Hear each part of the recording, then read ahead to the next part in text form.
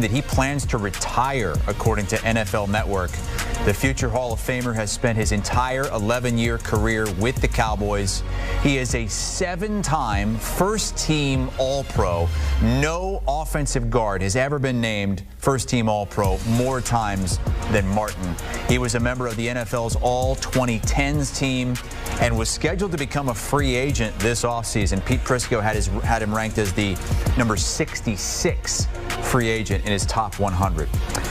Let's bring in Garrett Podell, who covers the Cowboys for us on a daily basis. Garrett, this is a guy who, Mr. Cowboy, I mean, a Hall of Fame career, he's going to get there. I don't know if it's first ballot, but it seems like it could be. What did he mean to this franchise? Well, Chris, you kind of said it right there by calling him Mr. Cowboy. He meant everything to this franchise. When I would walk around the Dallas Cowboys locker room covering the team on the ground here in Dallas the last 2 years, I mean, pretty much any time there was ever a key kind of locker room thing going on, it was run by Zack Martin. I mean, Micah Parsons, who is probably the most vocal quote or colorful quote on this team, he would always defer to Zack Martin when talking about certain issues or things. And in terms of the on-field production, I mean, there's maybe you could make a case, no better interior offensive lineman in NFL history. When you look at what you said, the 7-time first-team All-Pro selections tied with John Hanna and Randall McDaniel for the most ever. And then also in terms of guys who really, as the Cowboys like to say, represented the star and really just appreciated and being a Dallas Cowboy, Zack Martin would have to be up there in terms of just the pride he carried year after year, representing this team, whether they were winning and going to the playoffs or even in a year like this past one when they went 7-10. He was expected to be a top 100 free agent if he was healthy enough. I'm guessing that some of these injury issues that he's had, one that limited to 10 games this past season, had a lot to do with this likely decision here. What do you know about how he came to this decision? Yeah, well, the last time I had a chance to speak to Zack Martin was when it was announced he was going to have his third ankle surgery of his career and missed the end of the 2024 season. And he told me that he spent a lot of time speaking with former Cowboys Pro Bowl center Travis Frederick on the phone shortly when he made the decision to have that third ankle surgery of his career and miss the rest of the season. And Travis Frederick was another really high caliber offensive lineman for the Cowboys. And he and Martin, when they would do warm-ups, they would go through wide receiver drills, almost running routes in pregame to get loose. Those two guys were as tight as could be. And Frederick is someone who had to retire early with Guillain-Barré syndrome in the late 2010s, early 2020s. And so the fact that Martin picked up the phone and called Frederick isn't surprising because they're close friends, but it kind of gave you a sense of that retirement was very seriously on his mind. If Frederick was someone who he had an extensive conversation into the night about when he had that surgery, which is something he told me. He said they had a really extensive conversation.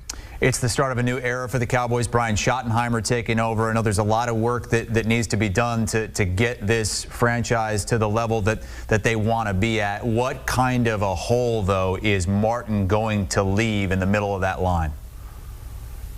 I mean, it's an absolutely massive hole because it's where they've been trying to run the ball in Dallas over the last few years, and it really hasn't worked for them at that spot really since the 2022 season when Tony Pollard was one of the league leaders in yards per touch from scrimmage.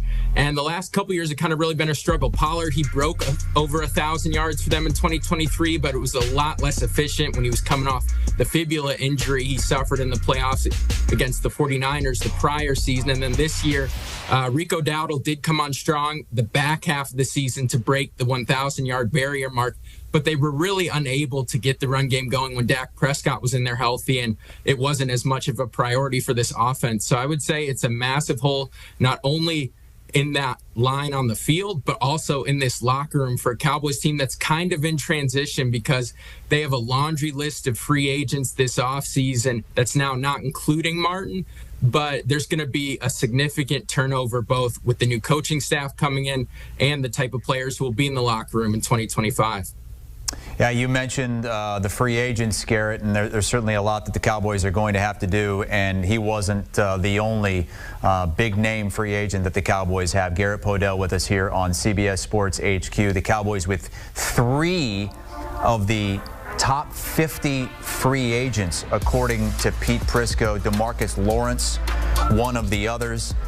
Cowboys, new era, but it almost seems more like a rebuild than anything at this point, especially when you consider what the Eagles are doing and what the Commanders are on their way to doing with Jaden Daniels as one of the best quarterbacks in the league and a young team. Earl Campbell in 1978 in the top overall slot. Now, no team has traded its first-round pick, so all 32 teams are slated to make a pick on day 1 of the NFL draft. Looking at the order here, it's the Titans, as I mentioned, with that number 1 overall pick, followed by Cleveland, the New York Giants, the Pats, the Jags rounding out the top 5. Then we're looking at the Raiders, the Jets, the Panthers, the Saints, and the Bears in the top 10. We're talking offseason needs in the NFL, and now we're focusing in on the AFC South. So we got our Super Bowl champ Bryant McFadden and CBS Sports writer John Breach joining us now to break it all down. And we're going to start with the Titans. So we got the number 1 overall pick here. They have money to spend with $44 million in cap space. So, John, they need to figure out their quarterback situation. They need to shore up that O-line. Where do they go first? Yeah, you know what, Jenny? First of all, I'm glad you mentioned that 1978 pick with Earl Campbell, because before that, they had a number 1 pick in 1973, and they took John Matuszak, who played Sloth in the Goonies. Now, I do not think they are going to get Sloth from the Goonies this time around, but that's the question.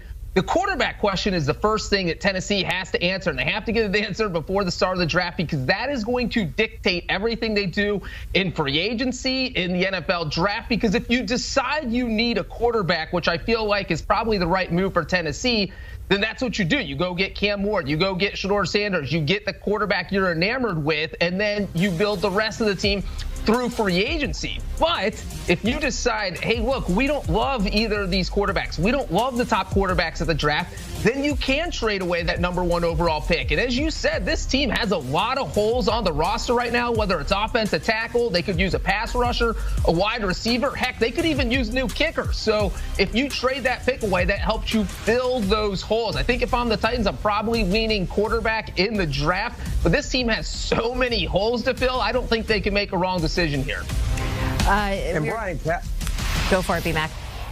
What I was going to say, I agree with John. This is a quarterback-driven league, and if you look at the emotions that we saw with Brian Callahan and Will Levis, clearly he was a bit